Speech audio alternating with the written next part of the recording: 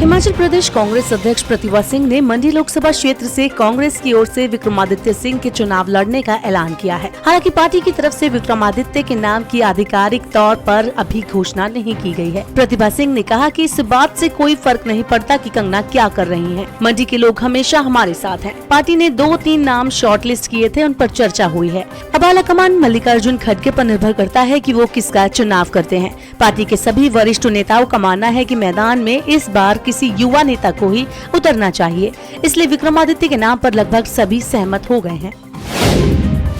मंडी Lok Sabha seat से भाजपा प्रत्याशी कंगना रनौत ने एक बड़ा बयान दिया है। कंगना के इस बयान से सियासी पारा फिर एक बार चढ़ गया है। कंगना ने कहा है कि विक्रमादित्य सिंह हमारे भाई हैं और उन्होंने दिल्ली के कई चक्कर काटे हैं। जल्दी वो भाजपा में नजर आएंगे। कुल्लू भाजपा मंडल के अनुसूचित जाति मोर्चा के सम्मेलन के दौरान उन्होंने ये बात कही। कंगना रनौत ने कांग्रेस पर तीखे प्रहार करते हुए कहा कि कांग्रेस ने 15 महीने सिर्फ लड़ने झगड़ने में ही निकाल दिए। हिमाचल प्रदेश में विधायकों की खरीद फरोख्त मामले में दर्ज एफआईआर पर धर्मशाला से पूर्व विधायक और कांग्रेस के बागी नेता सुधीर शर्मा ने सवाल उठाए हैं। सुधीर ने आरोप लगाया कि प्रदेश की बागडोर कमजोर हाथों में है। जिस तरह शिकायतकर्ता संजय अवस्थी का धर्म यहूदी लिखा गया है, उसी तरह 37 साल के हमीरपुर से इंडिपेंडेंट विधायक आशीष शर्मा की उम्र एफआईआर में 30 साल लिखी गई है। एफआईआर में गगरेट से पूर्व विधायक चैतन्य शर्मा के पिता राकेश शर्मा की उम्र भी 30 साल लिखी गई है। सुधीर ने कहा कि इस तरह से जाली एफआईआर लिखकर मुख्यमंत्री सुक्खू जनता के सामने तरह तरह के आरोप लगा रहे हैं। सुधीर ने कहा कि यदि मुख्यमंत्री सच्चे हैं तो जनता के सामने साक्ष्य रखें। शिमला में लोगों को अब भवनों के नक्शे पास करवाने के लिए नगर निगम या टाउन एंड कंट्री प्लानिंग के दफ्तर के चक्कर नहीं काटने होंगे। नगर निगम ने लोगों की सुविधा के लिए एक बड़ा फैसला लिया है। शिमला में अब निजी आर्किटेक्ट भवनों के नक्शे पास कर पाएंगे। नगर निगम द्वारा टीसीपी के तहत रजिस्टर्ड आर्किटेक्ट को भवनों के नक्शे पास करने की शक्तियाँ दी गई हैं।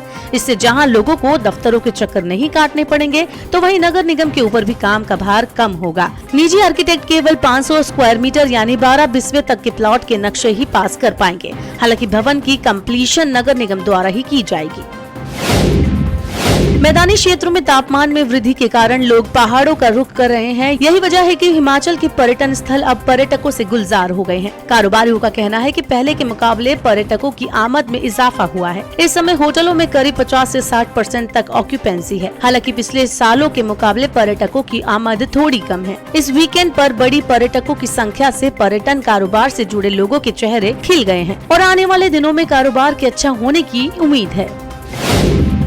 15 अप्रैल को हिमाचल दिवस के उपलक्ष्य में होने वाले सांस्कृतिक कार्यक्रमों के लिए राजधानी के ऐतिहासिक रिज मैदान पर फुल ड्रेस रिहर्सल हुआ। रिहर्सल के दौरान जवानों ने जमकर पसीना बहाया। 15 अप्रैल को आयोजित होने वाले मुख्य समारोह में पुलिस, होमगार्ड, अर्धसैनिक बल, एनसीसी सहित 15 से ज्यादा टुकड़ियां परेड में भाग लेंगी। इसके अलावा हिमाचल दिवस के अवसर पर रिज मैदान पर विभिन्न सांस्कृतिक कार्यक्रम भी आयोजित किए जाएंगे, जिसका स्थानीय लोगों सहित बाहरी राज्यों से घूमने आए पर्यटक भी लुत्फ उठा पाएंगे। सुरक्षा को लेकर भी पुलिस ने खास इंतजाम किए हैं। पुलिस के जवान चप्पे चप्पे पर तैनात रहेंगे।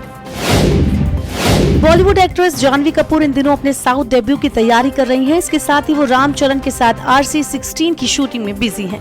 जानवी बॉलीवुड की फिल्म उलझ में IFS अधिकारी की भूमिका में नजर आएंगी। फिल्म की शूटिंग खत्म हो चुकी है और 5 जुलाई को फिल्म सिनेमा घरों में रिलीज होगी। जंगली पिक्चर्स के बैनर तले बनी फिल्म उलझ के निर्माता ने बताया कि इस फिल्म की पटकथा लोगों को बेहद पसंद आएगी।